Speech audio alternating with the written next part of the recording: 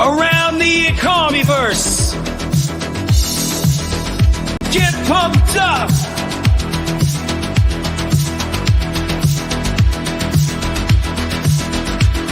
Get excited.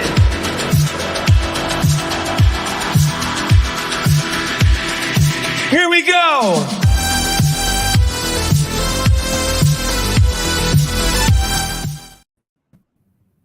Yo, yo, yo, welcome to Around the Ecomi episode 80. That's 80 episodes, guys. That's crazy. We got your boys Crypto Rain, the real Randy Chavez, Mr. MC1, and Doctor of Stuff. How's everyone feeling today? Amazing. Doing great, man. Doing great. Awesome, awesome. We got a ton of comments today. Let's go. We got Bill Gunn in the house. I know it's before New York Comic Con last year. I believe they dropped an OMI article news before the VeVe fam in real life. Do you think they'll see an OMI announcement? What do you guys think? Love some speculation. Randy, you want to take that one? Yeah, I mean, that's possible. I could make because I try to go and make sure I know both sides and could argue the fudder side better than they can. I can make great points for them doing it both before, during, and after. So it's really up to them what they want to do. I assume they'll know what's best. I assume they've ran some tests with some people like, oh, tell your friends about this and see, how they react and have them sign NDAs or whatever. So whatever they decide to do, I'm sure they'll be good in either of those. I know that's the most political answer you'll ever get out of me, but that's no, that's all good. I think we have to be more careful with our answers these days after the timelines have stretched out. Hey, we got G Money in the house. We got Dutch Homie, Abe, Wes. We got Chuck Boy. Randy, have you seen the On-Chain Summer of 69 video clip? That's a reference to the song like Summer of 69. Yeah. I know that song. I don't know the On-Chain Summer of 69. Chuck Boy made a video clip. It's crazy with his so friend. cool. It's really good quality. I'll send it to you afterwards.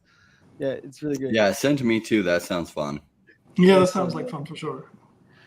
Yeah, and he's like wearing a wig and stuff. I don't want to give it away. Okay, watch it. Doctor Stuff has the most level-headed opinions. Here we go. Yes. I never know with reading Wes's comments how much he's being like authentic or he's being sarcastic because he goes either way. That's fair, right? He could be joking. He could be being sarcastic right now. It's kind of up in the air. Big A in the house. Mr. MC1, let's go. Let's go. Oh, MC1. And Mr. MC1, I think some people have started getting their hats, right? Some people started getting the OMI. Only the guys who wanted it without signatures. So for the guys who wanted signatures or where there were two hats, one signed, one unsigned, then I'm just going to wait till it gets signed. And shipping is so expensive. So, Guys, but yeah. these things are guys so good looking. So I'm going to get them signed in San Diego Comic Con and then ship it. So awesome. That looks so good. I can't wait. I must have ticked the signature. I forgot. Yeah, I must have. Josh in the house. Yeah, we got Kumo. Hey, Kumo. What's up, What up, Kumo? man? What's up? Boy, is this OMI for real, or did I just waste $3,000? I hope not. I mean, let's see. You're gonna be able to buy something with it soon, so Speaking of Mr. MC1, how much OMI do you have? Do you care to reveal? Because I know you've been brother, I have more OMI than you now, so you're not gonna more go than there me. now. But I think everyone on the panel has more OMI than me now. But I still you own really some want to OMI. poke that bear? You really? Oh, look at that. Well, Randy. I know Randy and Rain have both similar to almost 190 million OMI around there. I don't have I have about 40, What do you have, Sanjay? 40 catch mil, up? 40 mil OMI. Yes, look at you climbing that ladder. Yeah, I'm coming that ladder, Doc, man. you've got Climb like the ladder. around 50. What do you What's have? that? You got around 50 mil OMI? No, I got like 22 mil. 22 mil. Ah, there you go. There's someone about. Yeah, I've got about the same. So. Wait, what? You got- Yeah. oh, I thought you had like 150 million. I had 220 mil last year, around this time last year, 220 mil. But At what point did you sell the OMI? What price point? Yeah, they just did not keep their promises, and I still believe in OMI long term. Just the money I sold, I like doubled and tripled that money. So if I just kept it in OMI, I would. What price point did you sell the OMI at? I think a lot of it was at 008. We had a few runs last year around 008. Sorry, 008, 008 to 001. Yeah, we had a few runs around there. So even if you just doubled, that's about 160,000. So even if you doubled that, you're at 320 of just other play money. Would you get it back in OMI now that it's 005? That's the thing. So if my other stuff does keep running and OMI stays down, I'll definitely buy more again. So we'll just see. I'm playing, seeing how it goes. But unfortunately, like I held with you guys for like 2.5, almost 3 years, and then I was like, they still haven't done what I want them to do, and I don't know when they will. I believe they will. That's why I haven't sold everything, man. If I didn't believe in it, I'd sell everything. And I'm still holding a good bag. I've got my 10 million in VeVe, and then I've got another 10 million or so across multiple accounts. So, well, like, I'm stoked to hear more diversification, right? Because that was one of the things. That's what I keep telling Randy. Like, diversification is key, and you got to get to a point where you feel comfortable, right? Because if you're too concentrated in any one token, whether that's OMI or not, right, and that's stressing you out too much, I think it's smart to, like, if you don't believe, if you're like, at this level, I don't believe that, I have questions, or if it doesn't go well for me, this could be really bad. I think that's smart. I think that's smart to diversify, right? You got to do and that's the thing that I think is so important, is everyone's got to do what's best for them, right? What's best for Randy, like, he's all down for going all in on OMI.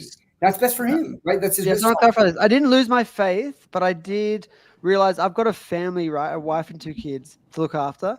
And if I put everything in OMI and then it doesn't do anything, then we're in big trouble, right? Like big financial trouble. Part of the challenge is it might take too long, right? And when you're not diversified, you only have the one position. And like a lot of people are like, OMI didn't deliver on this, or VeVe didn't deliver on this. A lot of it's just waiting for the narrative to hit. When the narrative hits, like, they have done so many things. When the narrative hits, it's going to blast off. And it doesn't matter if they accomplish 10 things more or they don't do another single thing before that happens. It'll go absolute crazy, because they're the leader in that industry of digital collectibles with top intellectual property. So you're just waiting for the narrative to run. The problem with lack of diversification is it's then hard to be patient. Like last cycle, I had a friend that went all in on Cardano. Happened to work out for him that it went 100x, and went 100x very early. But had it not happened, he would have gotten crushed, because he probably would have watched everything else go up. And say Cardano had run late, he then would have tried FOMOing into those, which did already run up, and he would have lost out big. So I am a big fan of diversification, only from the standpoint that it helps you be patient. Especially when you go all in on crypto and you sold your business, you have no cash flow, right? That puts you in an ongoing weak position, because it's like, well, you have to have savings or something to pay the bills in the meantime. And it makes your being able to wait and be patient, it makes that way more difficult, which can put you into a cash crunch, which will like crush you, right? That's exactly what happened as well. And I sold all my businesses, and it was and I don't know why I expected things to go up faster for everything, and it just didn't. And so diversifying was a great idea. And a lot of the players I put my money into, they did really, really well. Obviously, everything's had a huge pullback. Everyone knows everything is down now. But I'm like, towards the start of this year, I was at $1 million in my portfolio, and I wouldn't have been if I just kept all my OMI. Not saying OMI won't do crazy gains in the future. Just I'm way further ahead. Yeah. Well, one of the nice things about diversification too is if something else, like I'm a big fan of OMI. It's my #1 bet, but I don't know when the timing is going to happen. So diversification, if it takes off on something else, that actually frees up some funds that I can roll more into OMI, because OMI hasn't run yet, and that I captured some gains there. So say something else goes 20x, and then I roll that into OMI. Say OMI still at the same price, and say OMI does 100x from here eventually. Well, that 20x gets rolled into something that then does 100x, and the gains get crazy. And that's the power of diversification. And lack of diversification, it really, really makes it hard to be patient, because look, when is the digital collectibles narrative going to run? I don't know. It ran differently than most of the rest of the cycle last time.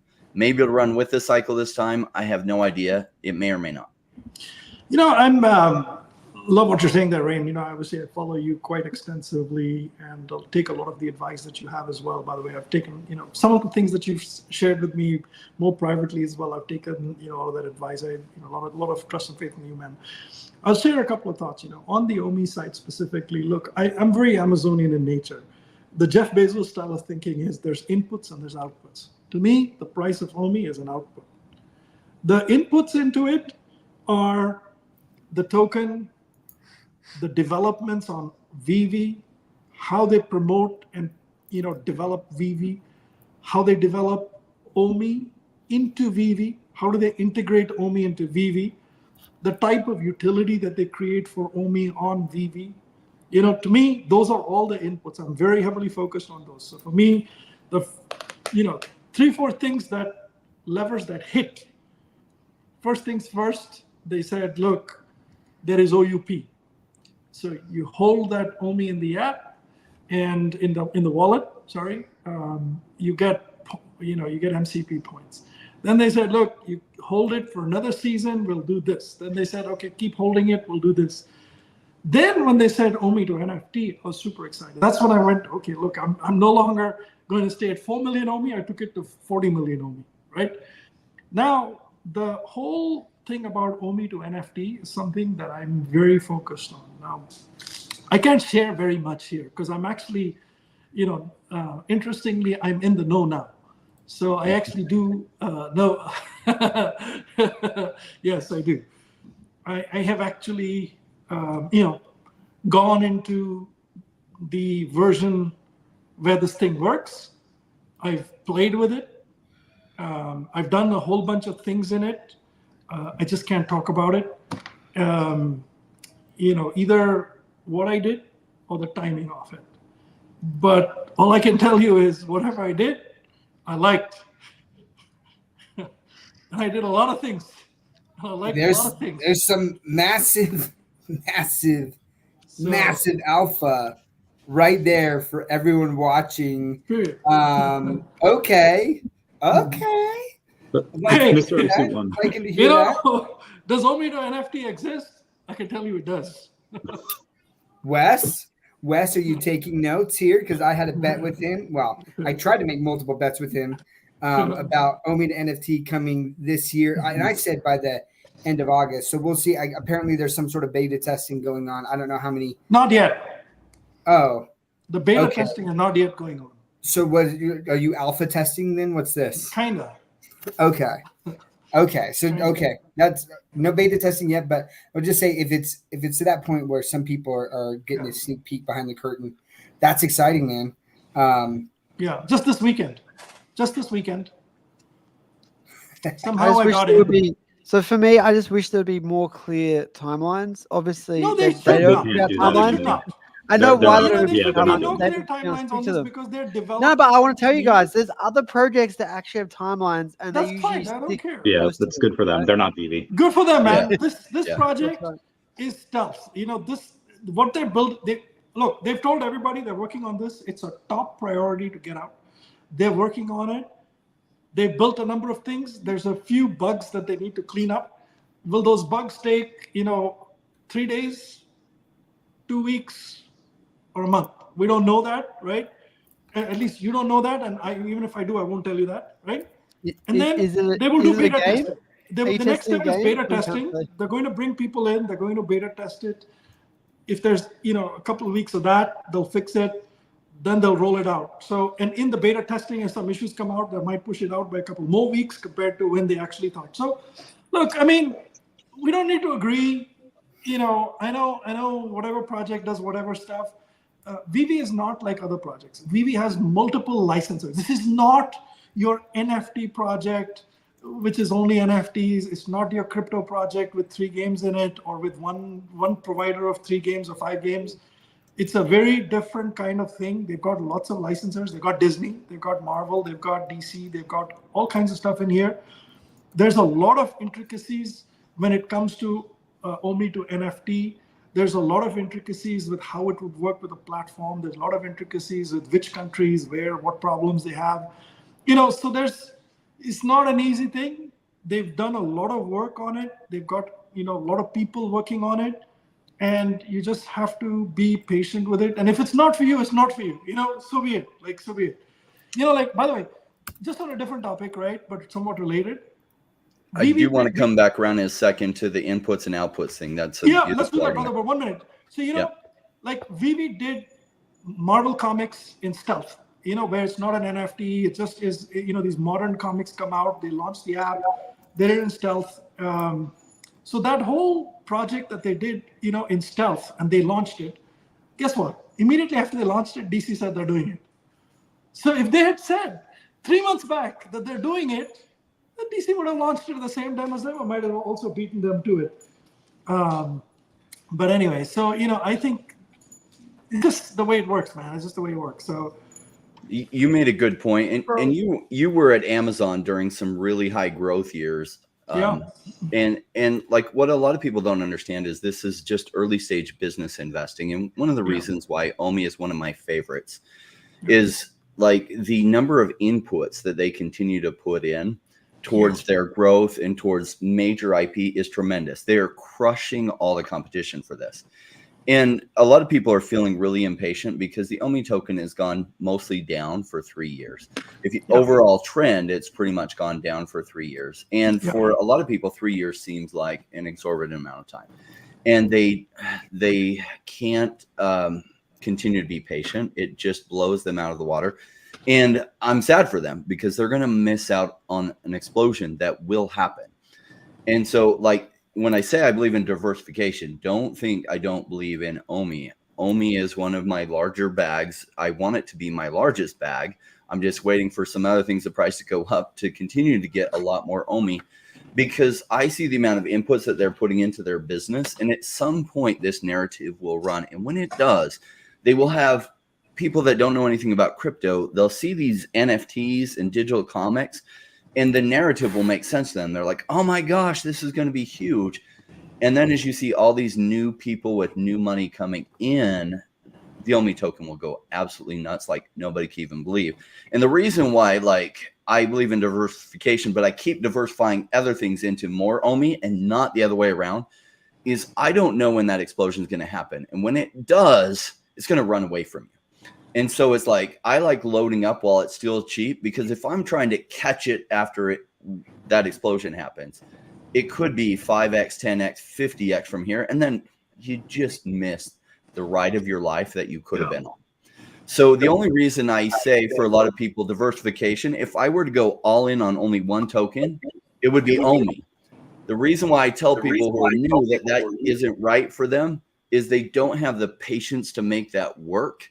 If OMI takes a little bit longer and other things run, they will FOMO out of their OMI into those other things, and they won't be able to just wait. Waiting on OMI, like they have so many inputs, like you said, like at some point the explosion is going to be quite big.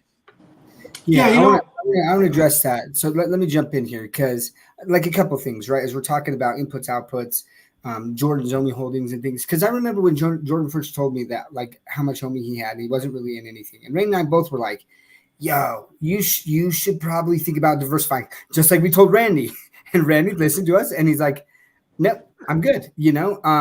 But two things. I think when Rain says like they're not just patient, you also touched on something. I think it could be multiple things, right? It's like they need things to run like in the sooner time frame, right? And so they're just like they need to see some gains there, or it's just like they can't be so concentrated in one token. Like Jordan, when Jordan was just like, look, at the end of the day, OMI's not moving, and I'm seeing a lot of these other tokens moving. I'm going to do some research, and like I've got to diversify a little bit more out to a level that I feel comfortable with, where if OMI doesn't move for another year or two, I'm okay, and I can hold that, and it'll be fine there. But so I love that he's done that. You like for mental health perspective, you have to get to levels on your holdings where you feel comfortable that it could go to zero. And if you don't have that income and you're fully invested in crypto and tokens are not moving, that can be a scary situation. Sure. So like anyone who's saying that like Jordan's lost faith in there, that's not necessarily the case. I think, like he said, that he sold down to a level where he felt comfortable. Well, if it went to zero, or it's fine, or he's now more patient and can be patient in holding for that level. So I think that that's important to realize there. But then also, like, just because someone can't just hold on to OMI, it might be that like they've only got a small bag, and or that there's not a lot of income in there, and so they need to diversify so that they can take advantage of some of those bumps. But where I'm going with this is the last kind of late last cycle.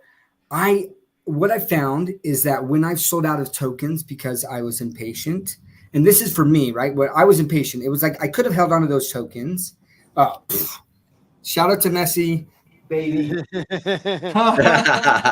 I had to shout him out. That wow, awesome. I hope his ankle's okay. But where I was going with this is I sold out of a token that I was just like, man, this is not pumping. And I went and I jumped into another token that did well. It did like a 2x. Well, that other token did nothing. And I was like, I made the right call. I'm a freaking genius, you know? And then what I saw happen is that token I sold out of did a 40x. And I didn't buy back in, right? So I made that 3x to 3x, and then I didn't buy back in. Even though I believed in that token, I forgot to buy back in. And so when people are like, Doc, like, why aren't you selling OMI? Like, I mean, Big A was like, hey, like I sold my OMI and I bought into AVAX and it did like a 3x. And I'm like, that's phenomenal. Like, I will never criticize people for whatever decision they make. That's great. But what I found for myself is if I sell out of a token, I forget to go back in, right? Or I get a little bit greedy and I'm like, oh, there's something else along the lines, and I forget. And that to me was enough to be like, with OMI, it's one of the most, like, I'm so confident in the team and like the fact that it's going to be around for years to come. Yeah. That I can hold on to this token for as long as I need, right? And if it goes to zero, it goes to zero. But I have a lot of confidence that I think that this can do a lot of multiples. But I don't know when it's going to be, right? But I have a level right now that I'm totally fine with. I'm going to continue to add to this stack, but I'm also buying other tokens at the same time, right? So anyways, think about inputs and outputs and patience, but then there are certain situations where it's like you don't have the income. You've got to diversify there to make sure that you are getting some gains, because like a token that's just sitting there for so long and not doing anything can be hazardous to your mental health. Yeah, especially if you're living off it, which is the biggest issue. Yeah, I've sold, I think, $50,000 or $60,000 worth of crypto over the last 1 year, which I absolutely hate doing. That's the reason I sold my house. I've just sold my house now, and it settles next week, which means I can probably put $50,000, $60,000 back into crypto and have a cash supply for like 6 months.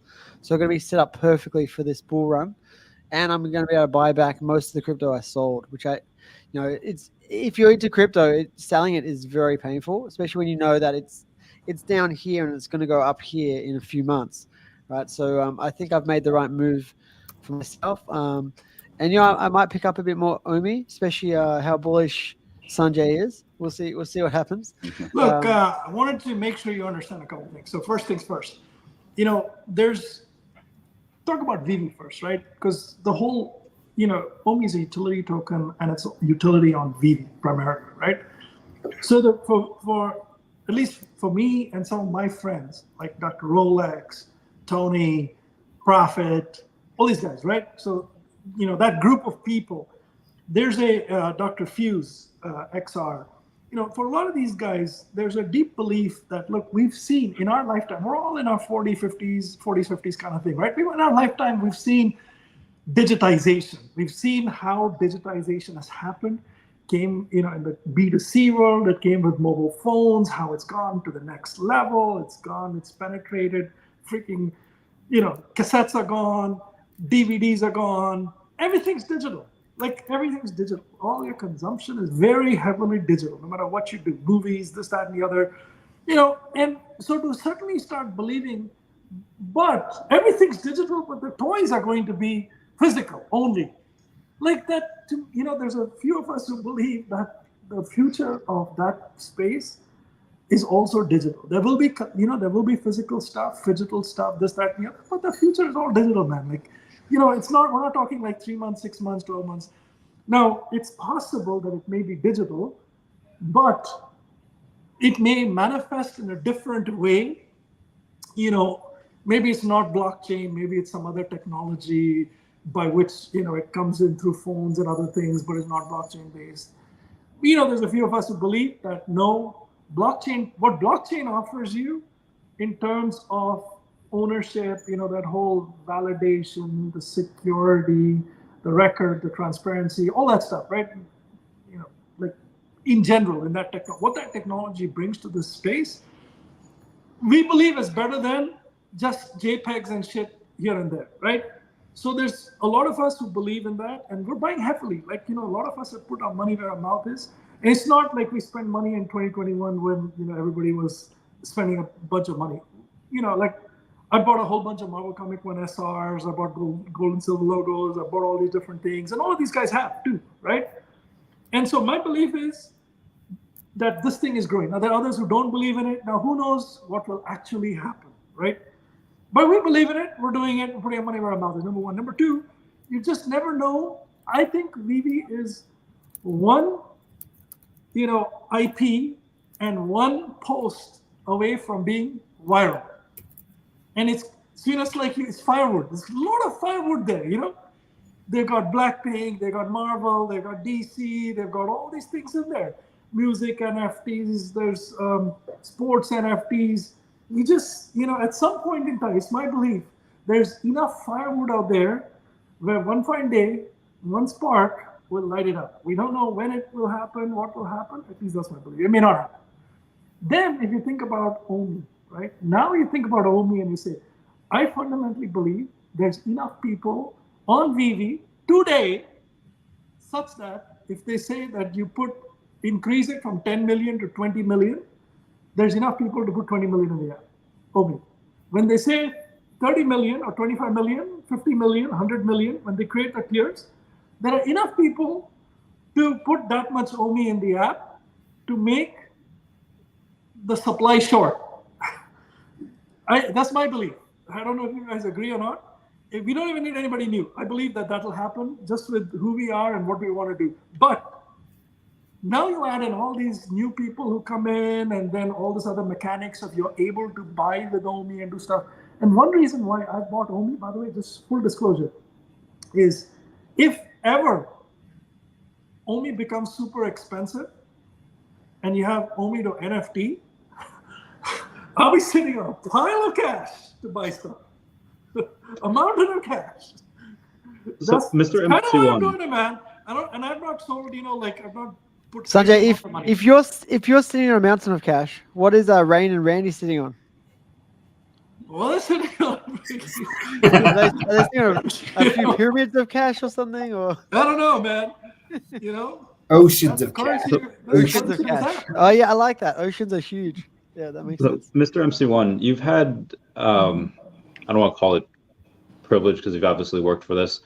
Yeah. You've had experience in both the VeVeverse, OMI to NFT. You have different connections with the team.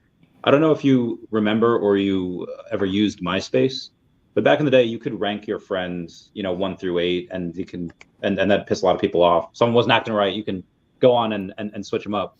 But how would you rank all of the things that are in beta or alpha right now, 1 through 8, whether it's OMI to NFT, VeVeverse, things that are in line for San Diego Comic-Con, different parties? How would you rank them as your favorite to least favorite?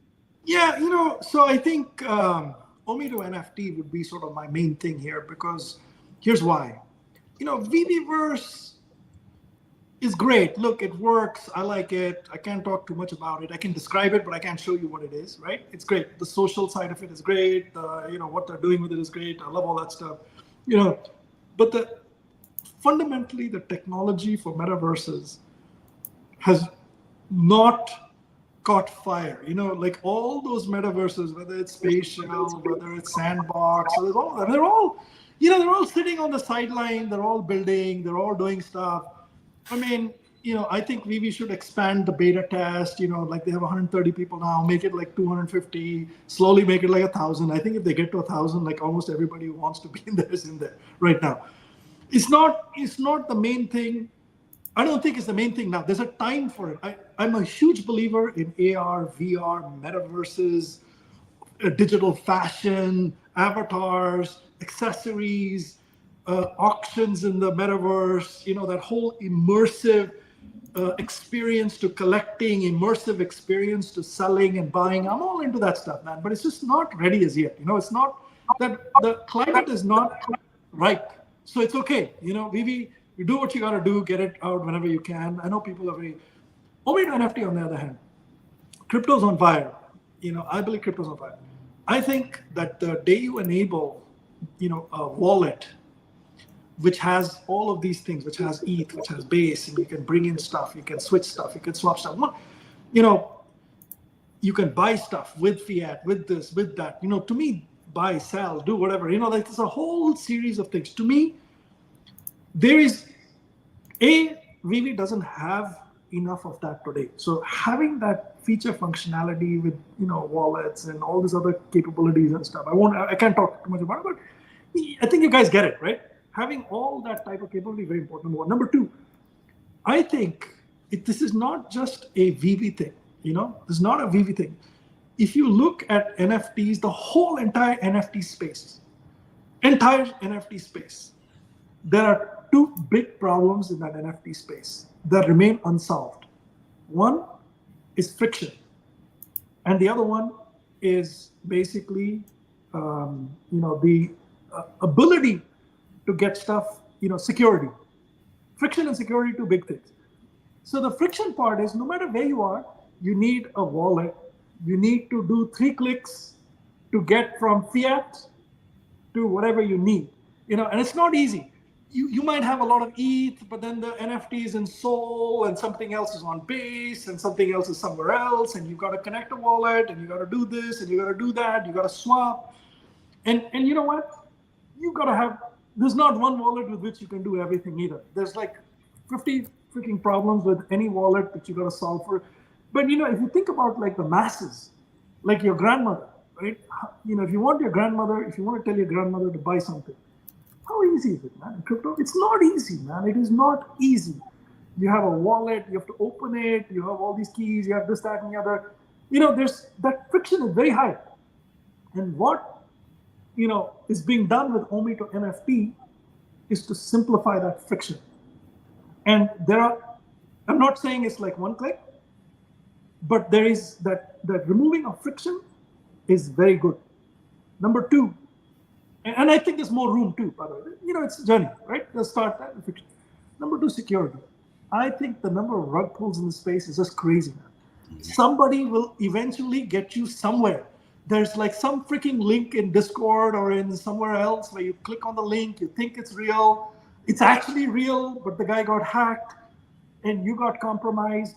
This shit in the space is insane.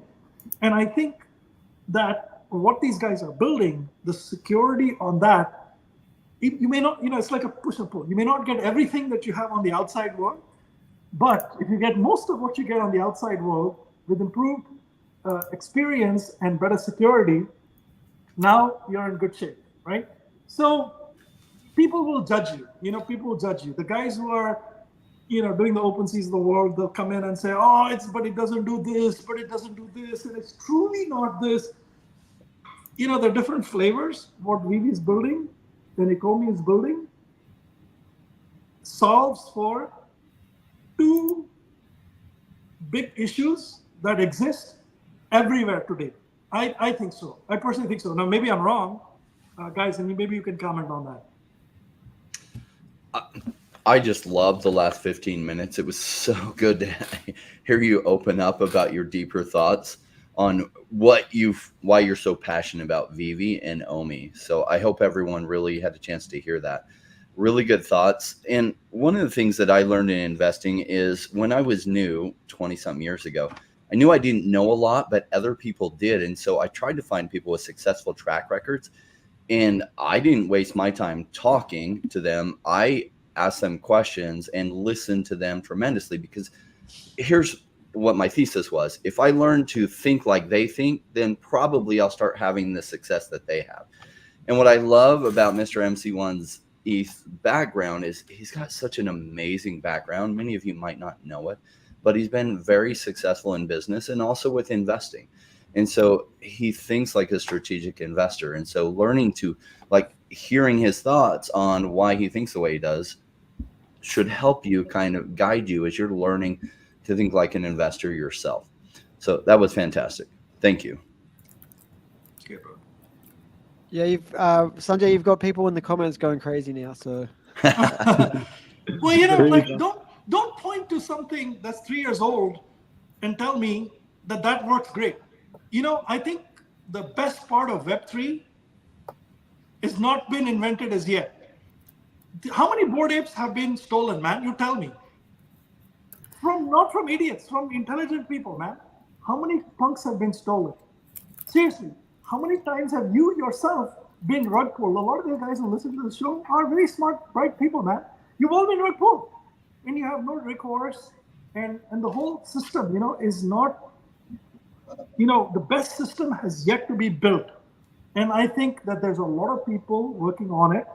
And I think VeVe and Ecomi will be one flavor of it, which is safer, still gets you most of what you know, have on the outside. I mean, self-custody, I think, is important, man.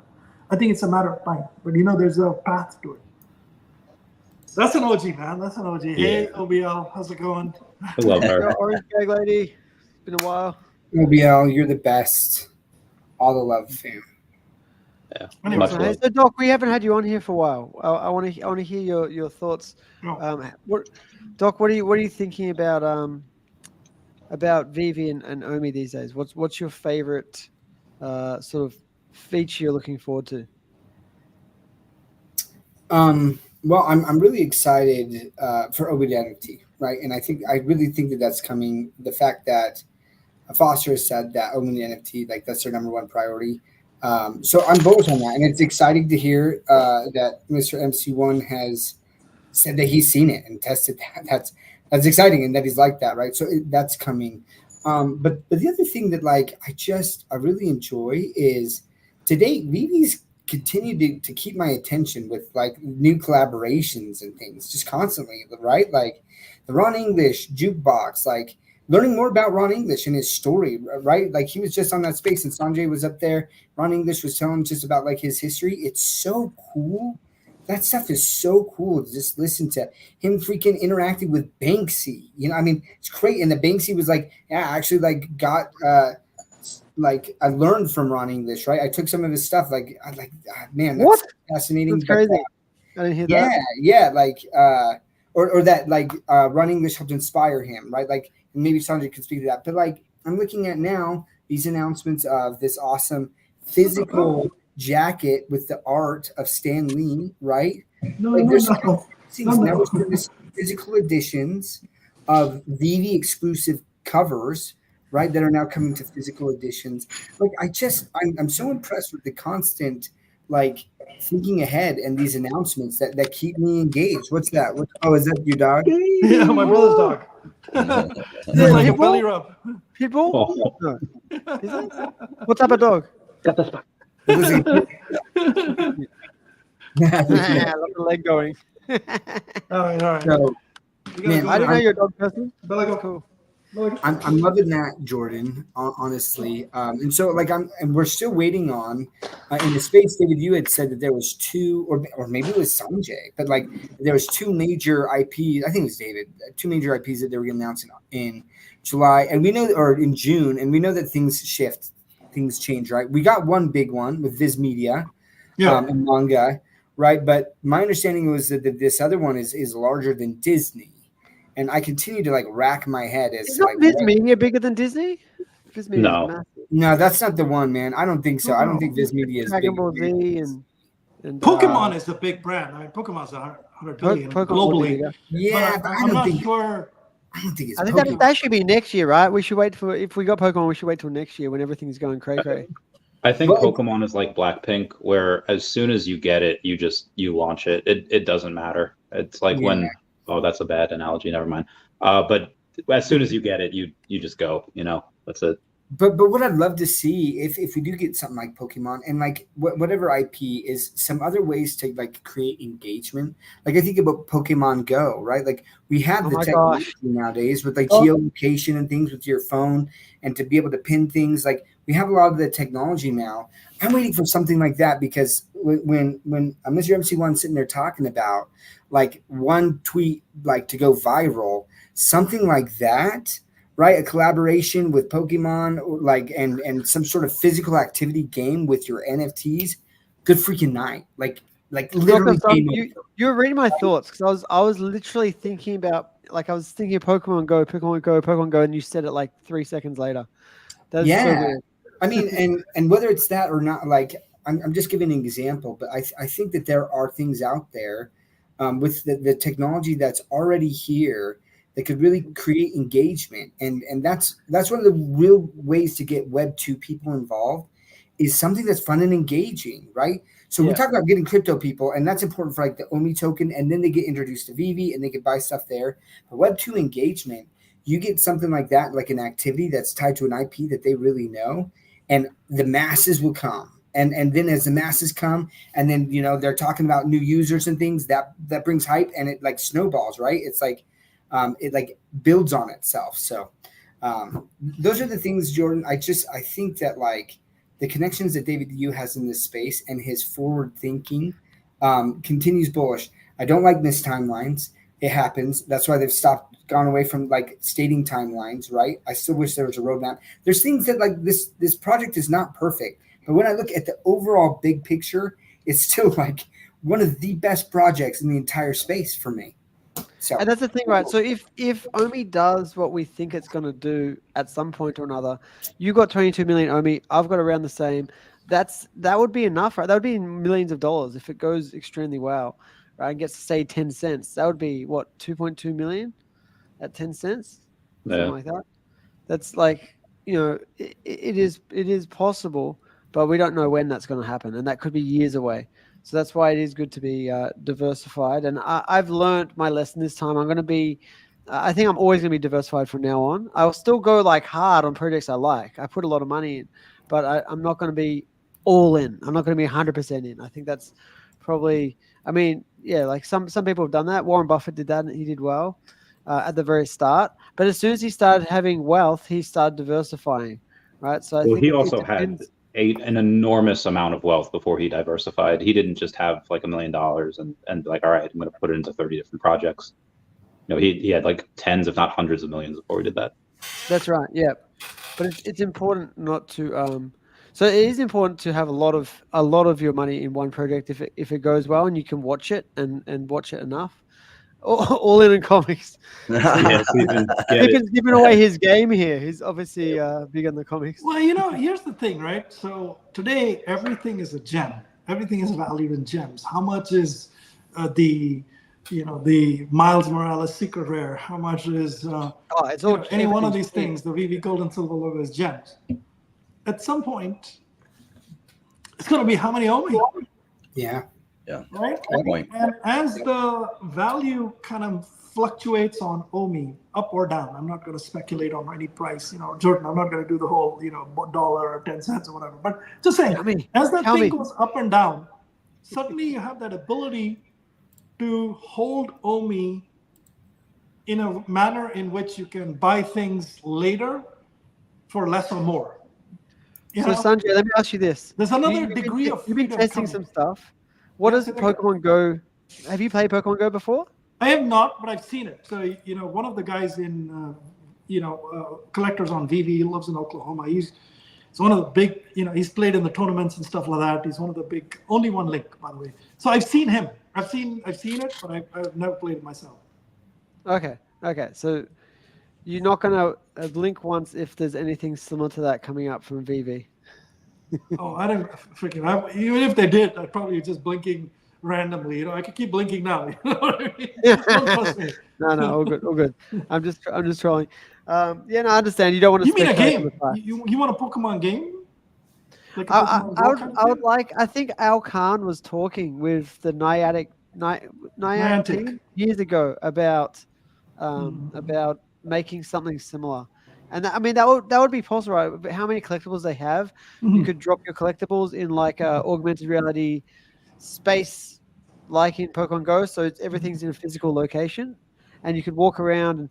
And instead, like in Pokemon Go, you've got these things called Pokestops, and they're all around the place, like parks and things. You spin them, and you get free goodies that can help you collect and catch Pokemon. And they could do something similar in VeVe. It's definitely possible where you could. Maybe we can build a community game, Jordan. Maybe the 5 of us get together, put some OMI together, and we kind of go to That'd be fun. That would be fun. And say, look, it's not called Pokemon Go. We can call it, OMI Go or something like that. You know what I mean? Or Jordan Go or Crypto Rain or Randy OMI Fire Go, or whatever you want to call it. And why don't we build a game, man, where you can do something and you can exchange collectibles and stuff like that. I mean, how hard is it to do that? I mean, right? It's getting easier, right? Every day is getting easier now with AI technology that soon you can actually just go into like a metaverse space and talk to AI and it'll just build the whole space for you. Like it's going to be that easy. And I've already seen a guy who did it. He hooked up ChatGPT to API calls. He hooked it up to like a in-game design thing, and you can just talk and generate a world as you go. So I'm more excited about AI for more than building worlds. I'm more excited for animation of the avatars. So like you in voice, you tell your avatar what to wear and what kind of dance moves to do and how to interact with people, and who do you want your avatar to be rough with and who do you want your avatar to be nice to, and you know what I mean? And what do you want them? Which language do you want them to speak? Like right now, your avatar doesn't really speak unless you speak and it's your voice. But if you tell your avatar with AI to talk in Japanese, and suddenly you're communicating with people in Japan, like you're in the metaverse, your avatar is dressed up, in like a Japanese costume, and you're talking in Japanese to them, right? And you're interacting, and then you're getting the feedback in English. That'd be amazing, man. Like to me, that would be amazing application. They have that technology now as well. With ChatGPT 4.0, it can real-time translate instantly. It's pretty insane. If people step back and they think about the greater direction on where things are going, sometimes patience, it ruins a lot of would-be new investors. I remember the early days of Amazon. Amazon bled red for like 15 years where they didn't turn a profit, and they were primarily a bookstore, and you could order books online through them. And I remember the news articles just complaining, oh my gosh, Amazon still hasn't turned a profit. Oh my gosh, they're 5 million a month in the red, or whatever the numbers were. Forever. Couldn't be patient. Amazon then becomes one of the biggest companies in the whole world over time. Now, the crypto space is hard because like 3 years, OMI's token price has been going down, and people feel like that's a long time. That is nothing. Prior to this, I came from the real estate investment space.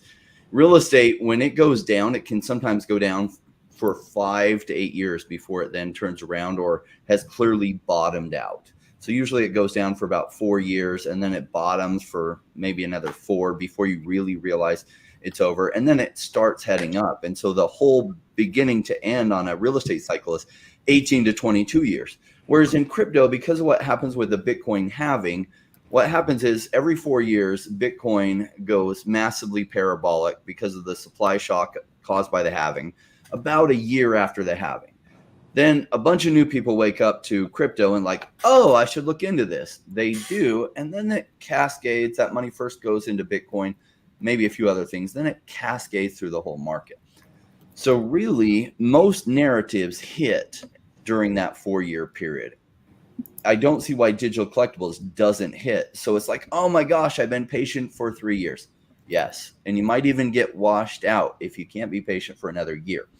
Because I don't know when this is going to happen, but you're going to regret not being around when it does happen. Because it is like, referring to the kindling, I remember being a young like Boy Scout, and we would build this massive fire, and then we'd try to light it with one match, and sometimes we failed, and then finally when we got it started, it just went and took off. And that's what I see happening with Ecomi. Like they continue to land top intellectual property.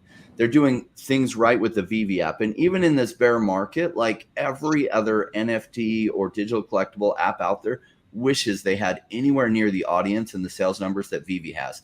They're absolutely crushing it, and they're building a community. They're building a solid base of collectibles that are also augmented reality friendly, that can be used in augmented reality, that are out there, so that when new people with new money comes in, it's going to be like that fire absolutely taking off. And those that haven't taken their positions, well, don't say we didn't tell you. I think it's also, look at peak FUD, right? When you look, like if you chart, right? If you look at stocks, you look at all kinds of asset classes, right? You look at a lot of different things. Things go up and down, right? And when you look at even like, take Amazon, for example, right? There was a time when there was peak FUD, and they were building like crazy, but there's peak FUD. And, there's people who kind of dumped their Amazon, did whatever, and there's people who picked up and said, hey, it's fallen, I believe in it, whatever it is. Other things, even with tokens and stuff like that, right? A lot of different types of tokens and stuff. There's people who kind of made certain decisions based on what they know, based on those peak FUD periods. And there's a timing to everything. You can buy everything too expensive, or you can buy everything too cheap. And, I'm not telling you what the right timing is, but you got to think through, at least for me, I bought OMI because I believe the FUD was peak and the company was building. They said, look, we can't tell you when it's coming, we're building. And I'm like, okay, I got the patience. So if it takes you 1 year, so be it.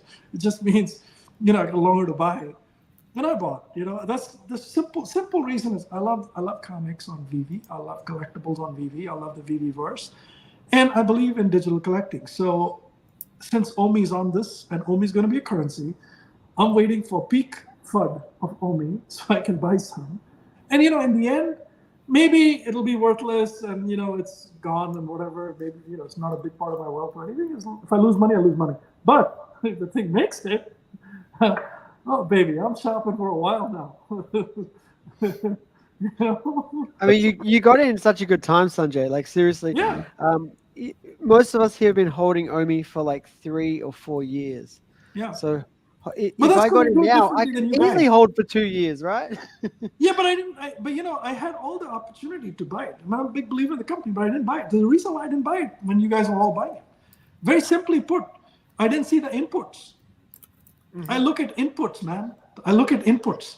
You don't remember, but were you around when they said they were going to do 5 to 10 exchanges in that year? Because that would. You can tell me everything you want to, but I got to see it. I got to see the activity and the motion. I follow how many people on LinkedIn. I follow how many people, like who has how many people, how many have they hired, what are they hiring? Those are the kind of things. In 2023, like in January, February, I started hearing the word that VeVe is hiring. They have a meeting in India. They have a meeting in Asia Pacific. They have multiple teams. David, you come on Spaces and say, we used to be, 10, 15 people, 20 people, whatever. Now we're like 100. I listen to those kind of things. Those kind of signals tell me economic activity. Like whenever you buy any stock, right, in Chinese stock or Russian stock or German stock or whatever else, any other foreign country stock, first thing you got to do is Google the factory. Then you go look at the Google map of the factory and you see the parking lot, how full it is. How much smoke is coming out, you get all that information. That's how you know economic. Now they may be, doing some wrong things in there, whatever, but it tells you economic activity. And to me, I've had a year plus of knowing that VeVe has hired a lot of people. VeVe has been building on something. They're slow to build, I know that. So I'm not trying to make money by next month or the month after that. I'm in it for the long haul. But I need to see economic activity. I need to see news. And I'm seeing those news now. And even then, even after I got in, first I put 4 million, then I put like another 10. Then I waited till OUP phase 1, then I bought some more. Then when they announced this whole other stuff, OMI to NFT, and I heard Foster and these guys talking about it, I was like, okay, but are they really building? And I'm convinced they're building. Obviously, now I know. I won't buy now. I won't do stupid shit, right? Like I'm not interested in that. Now that I kind of know about what's going on, I'm not going to buy any OMI while other people don't know about it and whatever, right? So, and I'm not going to dump on you the day it comes out, and that shit is not for me. I don't need to do it in life, in general. But that's when I got into it, and that's when I started buying. That's me. You guys should do what you want to, I'm learning. I'm listening and learning because you've obviously a lot more experience investing than probably everyone here except for maybe Rain. Rain's probably got maybe a similar, but I know Rain was into real estate more. Sunday, did you ever get into real estate? A little bit, man. Like, I made a little bit of money in real estate, but I'm not like a real estate. I wouldn't call myself a real estate guy. But if there's the one thing that I do believe in, it's real estate. I think when you make your money in crypto, take some of it and put it in real estate. Good place to put it. In my humble opinion. Again, I'm not a financial advisor. In my life, I've made money in real estate. When I look at my family, they made money in real estate. If anything, if we'd done more of that real estate, we'd be very, very wealthy right now, more wealthy than where we are. Yeah. We've got a comment here. Not FUD, but you can't take Ecomi VeVe's hiring seriously. They said they had a blockchain team, an exchange team 3 years ago. This is true. I don't know what happened to that team or what they did. Before I go, I'd like to hear Dr. Stuff's thoughts on that because I know he has to go soon. Yes, Doc. Just on that, how teams can build in the background. Yeah. We don't know exactly who the team is, but if I'm not mistaken, they're out of Spain, is the latest that I had heard, right? That they'd hired this team out of Spain. Now, like what they're doing, like I don't know what their full role is. I would love to know that, right? But one of the things, whether they're looking at exchanges, and like I feel like I've beat this horse dead so many times, like it just keeps coming back to life. Like I don't know what else to say. People keep bringing up like that they promised exchanges 3 years ago, and that hasn't happened. And like I don't know how else to put it, guys, but the regulatory landscape around tokens changed 3 years ago. It did. It did. And the projects who literally were looking forward and saying we want to be here 5-10 years from now, they had to pivot. They had a game plan. They wanted to do token burns. You don't think that the team wants to do token burns and to do token buybacks? They absolutely do. That makes them a security or puts them at risk at being targeted by the SEC. With all of the major IP they have, they are a lot higher on the target list if the SEC wanted to go after projects than a lot of other projects out there. And it's not worth spending the tens to hundreds of millions of dollars fighting that. Honestly, it's not. And so they had to pivot. Like to get on exchanges, and I say exchanges like, well, why would it just be on an exchange? Well, there was some concern as to with the lack of regulatory clarity whether or not the token would be considered a security. So why put themselves with the target on their back until they can build out this utility and really grow out the project? So whether we like that or not, that's the reality of what it was. Okay, so I think that blockchain team was part of the ones that were talking about that. Now, also the blockchain team is now looking and saying, okay, what exchanges can we get on? We're on OKX. OKX is one of the biggest exchanges, crypto exchanges in the world. Now, it's not accessible to the US, but like, it's just like, it just blows my mind that people have this like mindset that like the team isn't doing things. We are seeing the OMI token. We are seeing things. So to sit there and say that they have this team and that they're not doing anything, I completely reject that notion. Like, and I have support for that, right? So, G Money also says it's been less than 3 years. He said it was maybe no, it hasn't been. I think they announced about 2 years ago that they had a team. Right? Yeah, 2022, right? 2022, I think it was. Yeah, around there. So again, like, and this is just my thought process as someone who is putting my real money into these tokens, right, and into the project. And I'm sitting there and I constantly do an analysis and say, has my premise or has my thesis changed? Is the information I'm getting now changed my thesis? Do I need to pivot, right? And I'm honest with you guys when I feel like, hey, if this doesn't happen by this date, then I have to take a step back and look at things. I am very comfortable right now with where things are.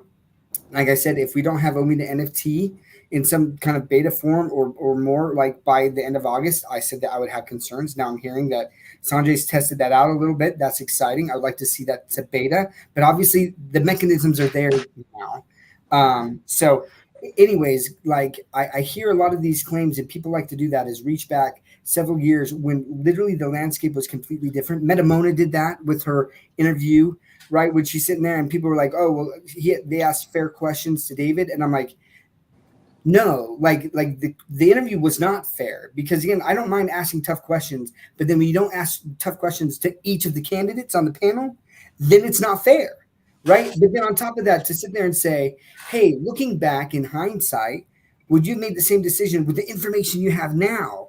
Well, of course not. Almost who would, right? Like at that point in time. But during that time when they were making this, like everyone was doing that. Everyone was raising funds through a token.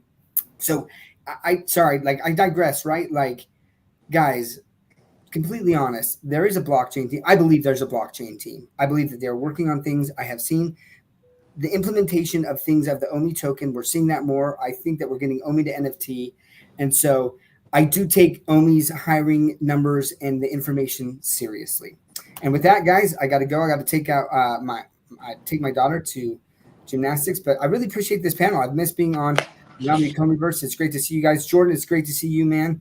And VeVe family, all the support, guys. Thanks so much. Love you, Doc. Yeah, Love you, thanks for Doc. coming, Hey, Doc. bye, Doc. Love you, Love babe. you there, man. Enjoy the collectibles. Amazing. Okay, peace out, fam. Take care. Bye-bye.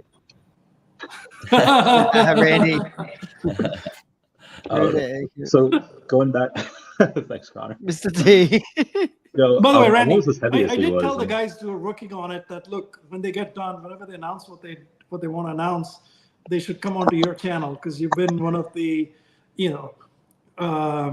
biggest supporters for the longest of times. And, whenever the OMI to NFT announcement comes out, they should come onto your channel. So hopefully that happens like within hours of whenever the announcement comes out. They kind of connect and they come out on your channel. That'd be great, man. Obviously I would like that because that'd be great for the channel. And obviously you as 10% owner would be great for you too. Yes. It reminds me of, I don't know if you've ever seen, I think it's Rise of Planet of the Apes. It's the first one out of the newer series, 2012, where Caesar, and spoilers, but the movie's 12 years old, so whatever. He goes back before he starts his revolution. Me and my friend Anthony go to see it, and he's going back to James Franco's house, and he's just looking at him, he's reminiscing of nostalgia of a time that is no longer there. Things are completely different from the time that he was living with him because of stuff that has happened. I was like, oh, just go back, just live your happy life. And my friend Anthony's Chavez, no, Caesar's got shit to do. I wish that they would come on. I'd love to have a several long-hour conversation with all of them, with everyone involved. I almost said the name, but they have stuff to do, and it would be great. But I would be okay if they say hey, the announcement was one thing, that was phase 2. We're on to phase 3 and phase 4. We have this much to do. But going back to what you said before about comics and an input of infusions of capital, you have, let's say, AI companies that have put in hundreds of billions of dollars into building their AI company, and right now things are fun, but they're I get a lot of these ads for here's one that you can use and you can draw pieces of spaghetti dancing as figurines. Here's one where you could draw weird Disney characters and stuff, and they're fun, but they're not really things that can make you, it doesn't justify the amount of money that they've been spending. And why I'm a bit more bullish on OMI than I am on a lot of these AI companies is because they are 100% justifying all the money that they're spending. And they haven't had to raise capital for it. They haven't had to sell a piece of the company. They still could if they needed to. They could buy OMI. If they have 30 billion OMI each that they're sitting on, not including the business development wallet, they could do that. So there's tens, if not hundreds of millions of dollars that they could raise if need be, but they haven't needed to do that yet.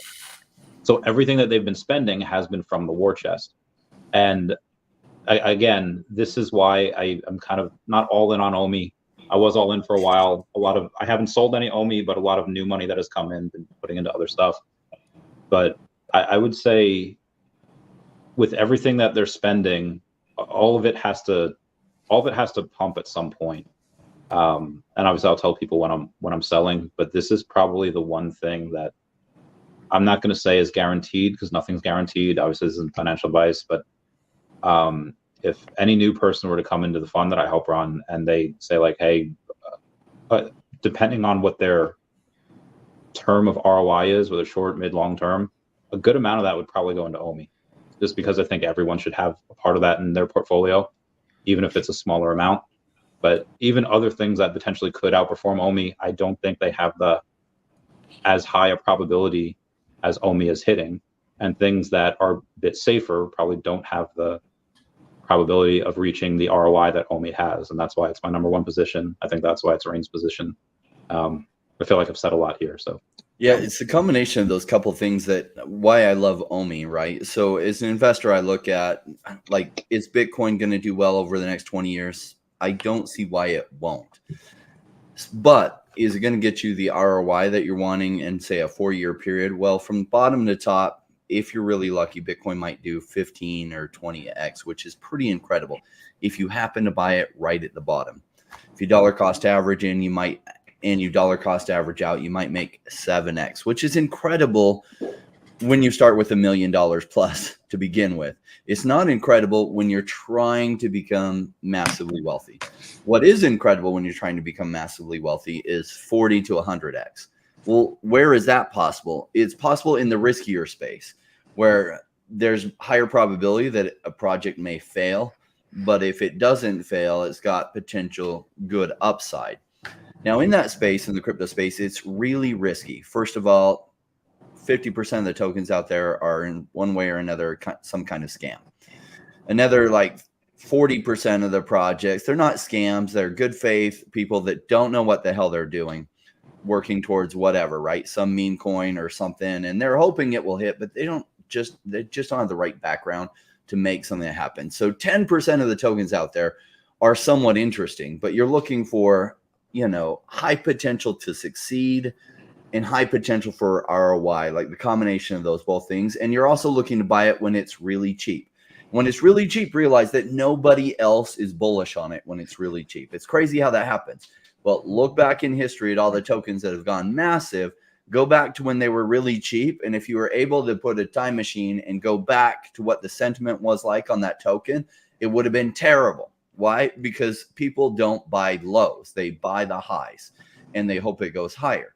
Who does buy the lows? Savage crypto investors. And most people in the crypto space are not savage crypto investors. Now, some are learning to become that. Cool.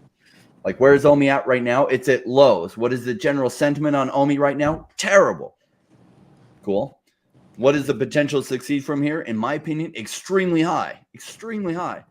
So the risk that it fails from here until when that narrative hits, I'd say is really, really low compared to the crypto space.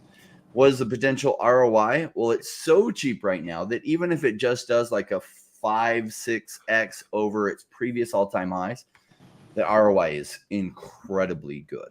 And so what I like is something that has very low potential to fail between now to when that narrative next hits, as well as high potential ROI, which is why I've been calling OMI my number one pick. That if I was to go all in on just one token, I don't believe in doing that, but if I was going to do that, OMI would be that pick. Why? The potential that fell from here. How many other crypto projects do you know out there that make so much ongoing revenue right now? Like, almost no projects out there have any revenue coming in other than selling some tokens that they might be getting month to month from when they initially did their token sale and they set aside 30% for whatever. Yeah, they're not making money. They don't have any revenues coming in. So VeVe Ecomi is really special in that space. Yes, Chainlink has some revenue coming in. A few tokens related to exchanges have some revenue coming in, but most crypto projects do not have actual revenues coming in yet. And so VeVe Ecomi is in a really strong space that even in a bear market, they're selling these collectibles. The sales are doing incredibly well. They also make some revenues as those things change hands too. And so they're in a very strong revenue position compared to every other crypto project out there. And yet their token has been so severely punished. Cool. A lot of people don't want to buy it now. That's fine. What I say is just note what the price is now. See if I'm right on this. Because the truth is sometimes people have to miss out on opportunities to really learn the lesson. And what's going to make you super valuable in your life is if you become a savage investor. Because crypto is going to be the next thing for the next 8 to 12 years. But it might be asteroid mining stocks after that. It might be, who knows what it's going to be. But if you learn to become a savage investor, that is going to benefit you for the rest of your life. So like if you can't hear what I'm saying, that's cool. That's fine. Just note kind of what happens from here, how it plays out, and what those ROIs were. and then learn the lessons involved with that. Because like what I'm hoping is you become a savage investor. That's what I want to see. I want to see more people learn to think like investors, to weed out the trash, the crap that doesn't have a prayer. So they're investing because it's fairly risky, even investing in the projects that do have a prayer. But if you're wasting your time with the trash, you're just throwing money away.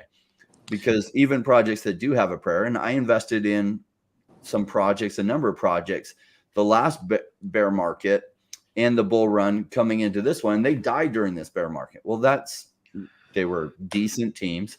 They just didn't last through the bear market. Like, failure happens in early stage business investing, but you're going to fail too much if you don't learn how to weed out a lot of the trash. And like OMI, what I like about it is I can't think of another project that has the kind of like price has been punished so well. It's got high probabilities to still be around in the coming bull run. And when that narrative really hits, well, when I say bull run, we are in a bull run. I'm talking about the blow off top. And then high potential ROI, right? So normally when you see a project that has such significance behind it, the potential upside is like 10 or 20x from here. But because the token has been punished so severely, the potential upside far exceeds that. Rain, I was going to ask you a question here, man. So July 4th, right? I bought a bunch of crypto just end of June. I bought a bunch, so I bought it reasonably high. July 4th, July 5th, ETH fell down to like from 33, 34 to like 2,800. Bitcoin fell to like 54 or whatever, 53 something. Stacks and stuff fell to like whatever, $1.30 or something, $1.25 or something. So I was thinking about this, man. Like you keep talking about this thing. So I was like, you know what? The rest of the planet's kind of lost hope in this shit, so I'm gonna buy. So I went and I'm not at a crazy amount because anyway, I put like I think about 15 to 20K worth of crypto. I bought it on that day. I was like, you know what? I want some ETH, I want some Solana, I want some mutable. Between stacks and immutable, I picked up one of them. So I picked up 4 different cryptos. I bought it. I'm like, screw it. All right, anyway, so here we are. 11 days later, it's all gone up 25 to 30, 40%. What would you do? Not financial advice, maybe it is. What would you do? Would you sell and then kind of keep that cash on the side for the next dip? Or just sit and hold and enjoy because your cost basis is super low? Why do you want to pay short-term gains on it kind of thing, right? Yeah, the first thing, you are incurring short-term gains when selling right away. And it's like, do you really want to mess with that? Okay, so I'm a little bit different because I've been in this now. Like, this is my third cycle. I came in halfway through the first one in 2017. And I played a lot of that when I was new. And sometimes what would happen is I would sell and not buy back in. Mm-hmm. So the lesson I learned is, crap, as much as I could take 25% gains, if I timed it perfectly, if it does dip again and bought it, cool. But some missed opportunities happened where it ran 5x up. And I'm like, wow, that opportunity cost of what I just missed out on was so huge. And so now I just leave it. I try to dollar cost average in at good times, even if I don't end up buying like the absolute bottom. When things go crazy, you're going to see numbers that you just can't even believe. Like, I do suggest people do not punch their portfolio into their phone, like on the CoinGecko app, and put the actual numbers in there.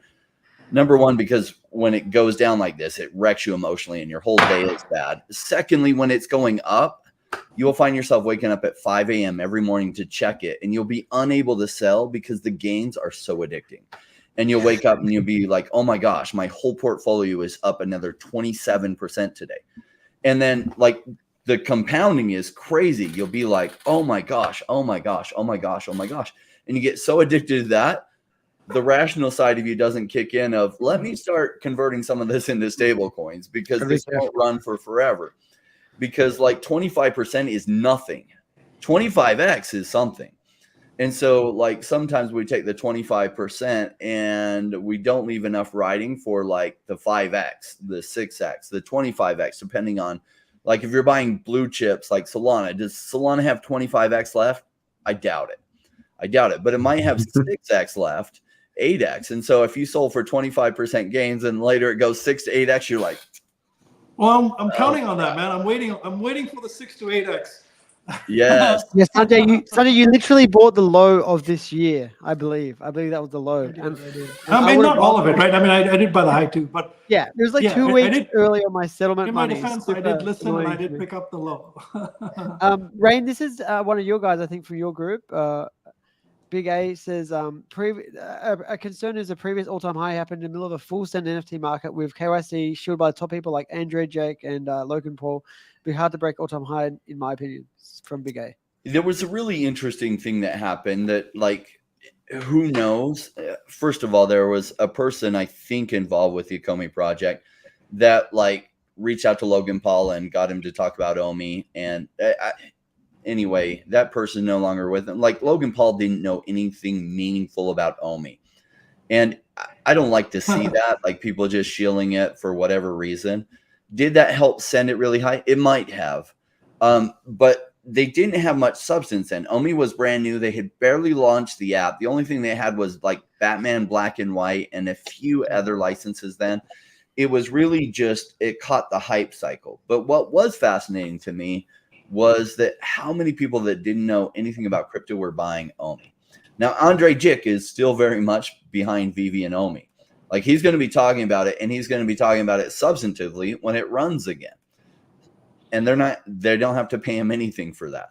Like, he actually very much believes in it. He's a logo holder. Like, he is. He's a really smart guy. And so I think it's going to catch traction without paying anybody to talk about it. I think you're going to have these celebrities showing off their VeVe collectibles, especially the extremely rare ones, because they're going to want to socially flex with them. And so I think you'll get some traction because of the intellectual property that they hold. They'll get some traction just naturally because social media is such a part of these celebrities' lives. And as people are talking about crypto, and digital collectibles or NFTs, they're going to show off some of their VeVe things, and it will catch some massive traction. And as it catches massive traction, guess what? A bunch of other celebrities FOMO in, and they want to show off their stuff. And that's when I'll be selling, you know. And this is why I really like other projects as well. I mean, I like them so much that they're good for the hobby. I don't really invest in any other projects right now, but somebody made a post the other day about Candy Digital where they did, I think, almost $250,000 in the month of June, which is good. And, nice. And again, we want these types of companies to do that because maybe somebody doesn't hear of VeVe first. Maybe they hear of Candy Digital first and they read that headline. Hey, they did $240,000 in the month of June. That's really good. Now, granted, VeVe did that in like 2 days over here in July, but that's aside from the point. People are going to maybe not hear of VeVe first. They'll hear of something else first, and then all roads will lead to VeVe just because they're not JPEGs. They're not just things you actually read. They the comics. dominate the space as far as intellectual property, right? Yeah. And they have half the comics out there. Sure, they don't have DC comics for the actual comics. They have Marvel, which gave them almost half the comic selection out there. That is such a big deal, and I do think digital comics is going to be a massive thing in the future. I think people really don't realize how big that's going to be. Obviously, Sleepin gets it, right? He's like, I'm all in on the comics. Let me say independent comics too. They're doing Addiction with Metropolis, you know, with Vincent and Andrew and these guys, David Quinn and these guys. That's pretty amazing. They've worked on that Evermind one too. So I love that. I love that space where they're, you know, they're building a market, man. They're bringing in all these independent ones. And I think in the future, they could even do fundraising. I don't know if they ever want to do it or not, but, you know, like all this Kickstarter and all this shit can be done on VeVe, right? You basically say, hey, listen, we've got these guys. The comics going to come out in 5 months. Here's an NFT if you want to support them, right? And if you buy it now, you get the comic later. Why would you not do that? Yep. I mean, there may be some rules around, you know, investing and this, that, and the other. Maybe they want to avoid that or whatever. But I think they can do all that stuff too. But I think there's a tremendous plan. Even if they don't do it, just bringing in all this independent IP, Crypto Rain, beyond Marvel, man, is amazing. What I like about what crypto did was it actually reintroduced crowdfunding in a way that I don't think the regulators like. You know, after like the 1920s, the government in the US and a lot of other countries decide, you know what, we don't want regular people to be able to invest in early stage business. They're just not smart enough. They might invest money they can't afford. And what's funny is it wasn't the regular people that crashed the whole markets. It was actually the sophisticated, wealthy people going in the 1920s that made the catastrophic blow up. But like the poor people got shut out and the opportunity taken away from them because of other people's being too risky. And it's like, oh, we can't let that happen again. Well, crypto kind of re-brought that in. And there's a lot of people who don't like that. And so you're once again able to invest in early stage businesses. Like, think about it. You weren't able to invest in Google pre-IPO. Why? Well, you're not already rich. Sorry, you're shut out. You couldn't invest in the early days when they were just floating a white paper and some ideas you couldn't put money in. And you didn't get a benefit on the 100x that happened as they IPO'd. And those early investors were cashing out at 100x profits. Oh no, those doors were shut to you. Why? Well, you're not already rich, so you don't get to participate. And so part of what Gary Gensler, I feel like, has been protecting is, hey, we want these doors shut to everyone who's not already rich. And the excuse is, well, we're protecting you. We all know that that's bullshit. It's not about protecting you. It's about locking you out so that just the rich can invest in those early stages, and then they can dump on you later when you're able to participate. Well, crypto's kind of done an end run around it, and that's why the regulators, when they finally caught on to it, have been so anti-crypto. But the genie is out of the bottle.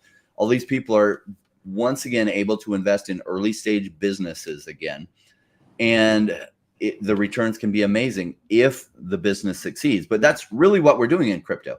And a lot of people, like, they don't realize that that's the real thing that they're doing here. And so they're just getting savaged over and over again because they're just like buying into whatever narrative, and they're not learning to analyze, like, who is the team behind this? What is their potential to succeed? Okay, if they're throwing money at meme coins, do they realize that 99.9% of meme coins don't end up making massive successes if you're investing in the early days? Do you know that, like, okay, in this narrative, yeah, that's a growing narrative, but who is this team behind it? Oh, okay, it's in blockchain gaming, and the people all came from Ubisoft. Oh, okay, yeah, maybe I'll look at that. Maybe that's really interesting to me. Like, we're in this space, and a lot of people don't realize the true rules of this. This is just early stage venture capital investing that now those doors are open to you. And people have never had these doors open to them. So they're just going around throwing money everywhere thinking it'll all go up, and they find out it doesn't happen that way. Or they buy late when everyone's piling in, which is when the smart money is then exiting, right? So one of the things a lot of people when they come in this space don't realize is when all the YouTube channels are covering a certain token, it is not buy time for that token.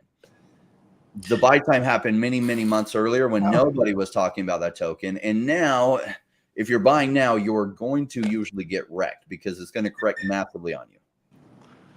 That's, one thing I'll add to that, Crypto, you're absolutely right, but investing in that space also requires some stomach and fortitude and experience. And until you have that, don't go burn too much because, I remember I didn't grow up with a lot of money and whatever, but I had one really good exit, and I had a bunch of money, and I said, okay, I'm going to start investing. I still remember the first phone call that I got on this matter. So I put money in a business. It was like a digital B2C kind of a thing for weddings, like if you wanted to do wedding planning or whatever else. So this is something, I won't take the name of the company just out of respect, but anyway.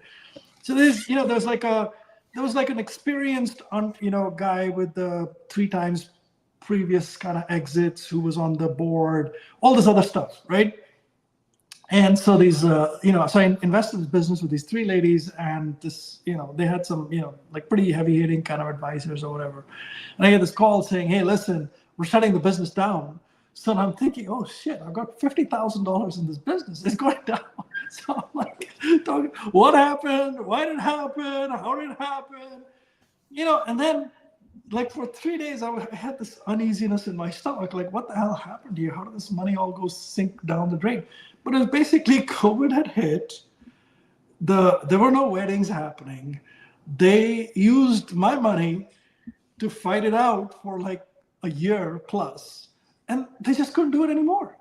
And you can blame the whole planet, you can blame them, you can yell at them, you can do whatever, but you have to realize now, thankfully I had like 30 other investments like this in different places, and some of them were doing very well.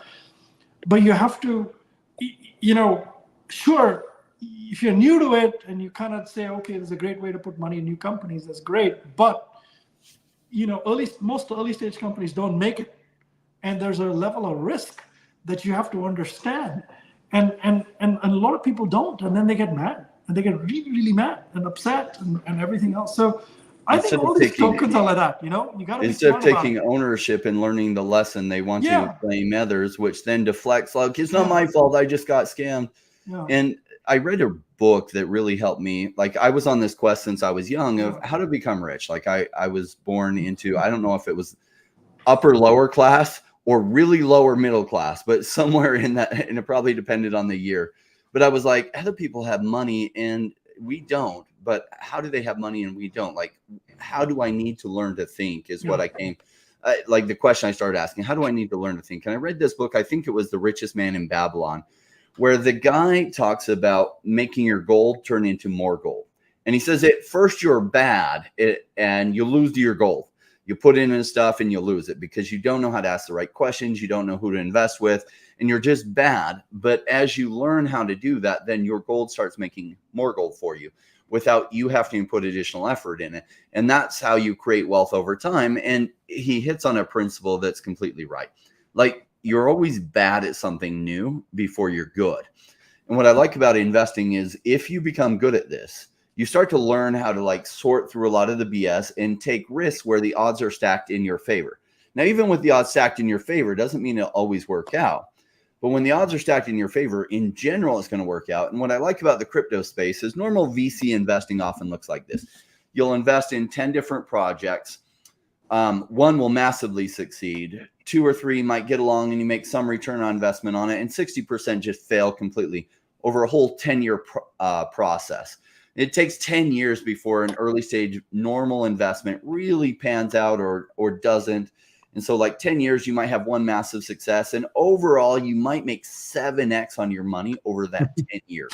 Well, in crypto, it's like that on steroids, not only for 2 reasons. Number one, the business doesn't have to succeed for 10 years. It only needs to succeed until the next bull run.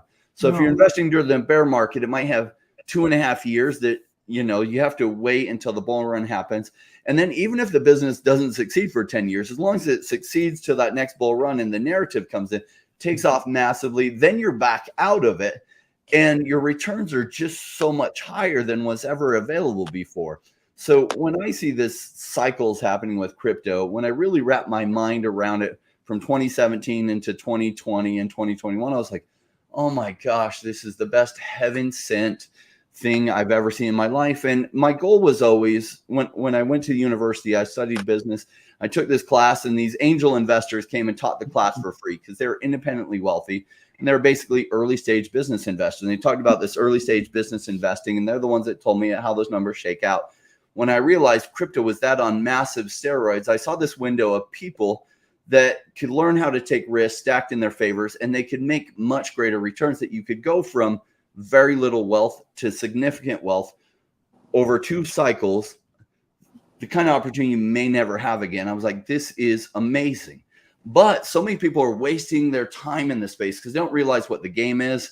They're not ready to hear this. They're off chasing what is the new next meme coin that's going to launch on Solana. And it's like, okay, cool.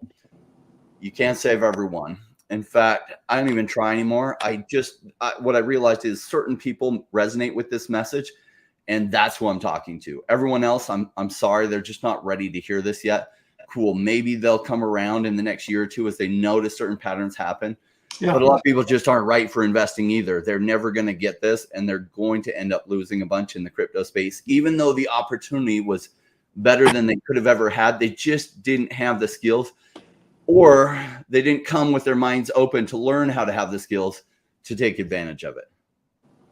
Very true, man. Preach. Also, just got a couple of comments. One advantage of wealth is you're able to diversify. You're not all betting on one bet, shooting for the moon. Sleepin says, never tell me the odds.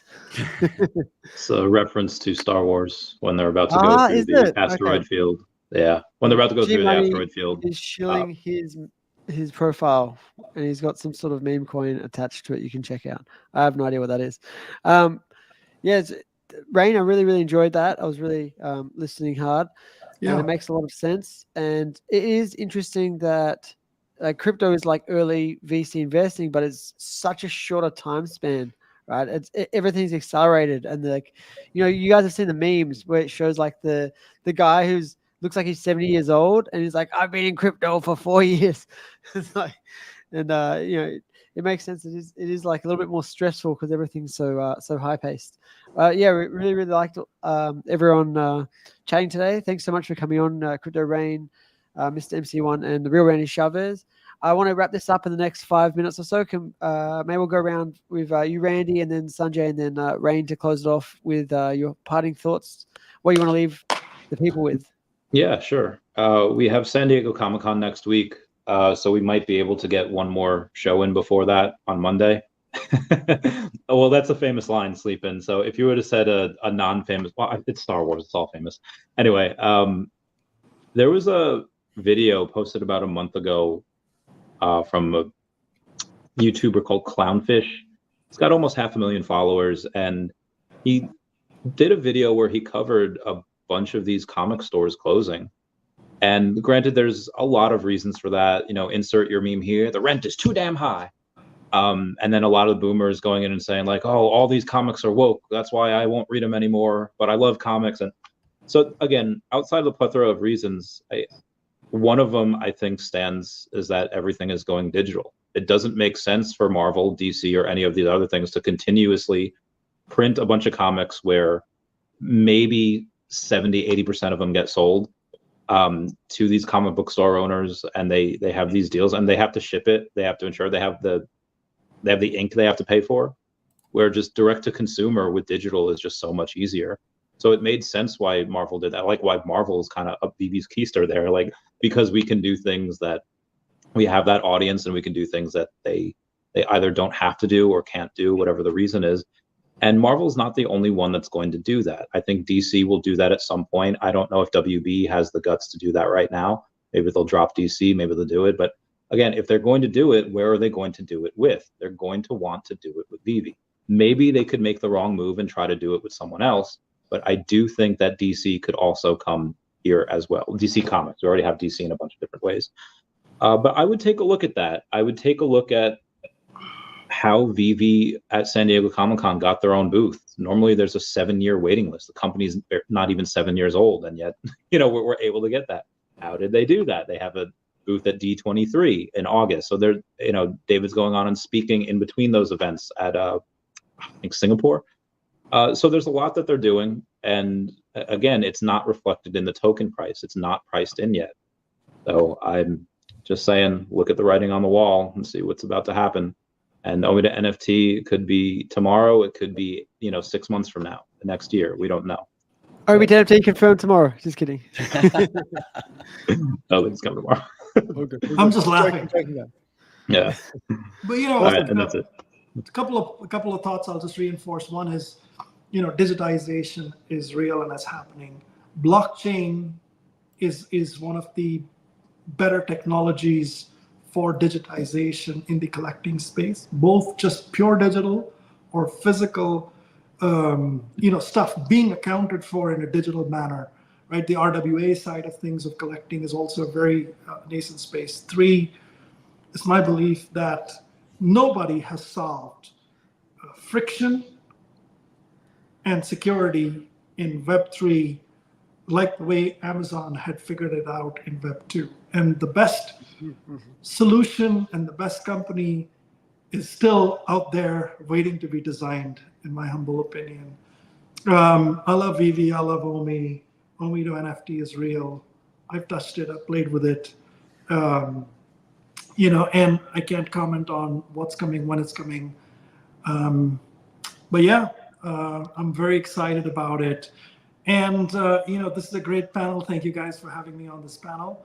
I truly enjoy talking to all of you guys. And I hope to be back on as soon as an announcement comes out on the matter, by the way. And I wouldn't miss it. Like, it would be my freaking honor to be on that show if you can squeeze me in when that announcement comes out. Awesome. Thanks for joining us, Sanjay. I loved hearing your thoughts. Thank you. Thank you, brother.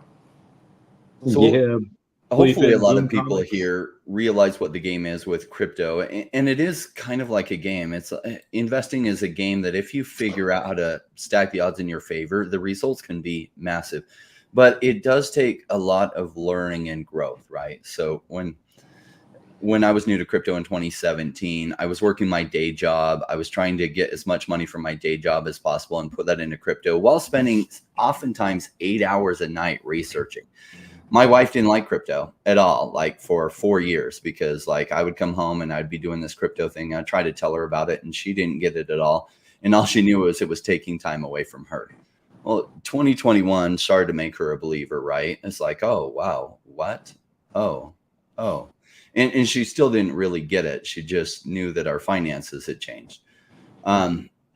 Cool. How did it change? Well, delving into learning how to play this crypto game, how to make sure the odds are stacked in your favor when you're pulling the trigger on stuff. And that takes some learning and experience and some growth.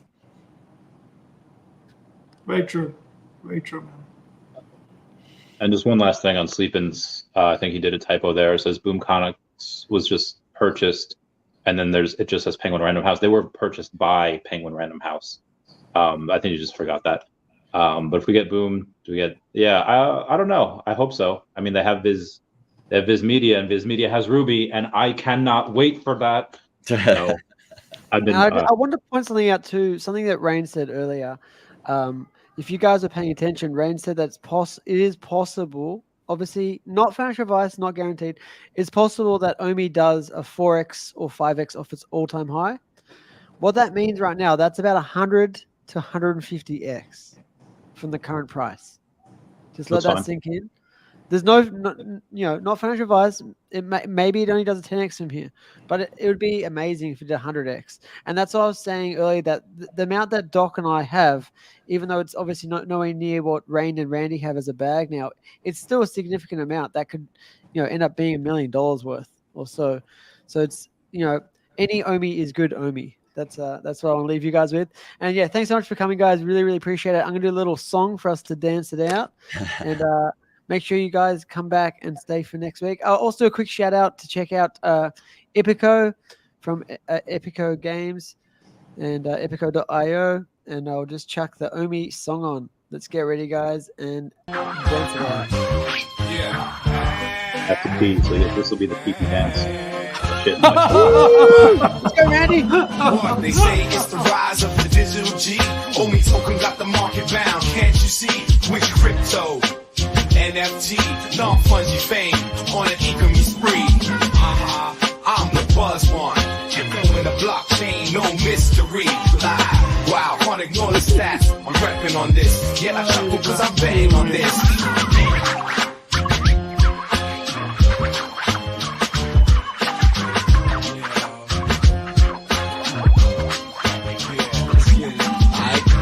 Rise of the digital kings. Now you surging while my wallet sings. They call me OMI, that's the play. NFTs jumping day to day. Look at the charts. The sky's the limit.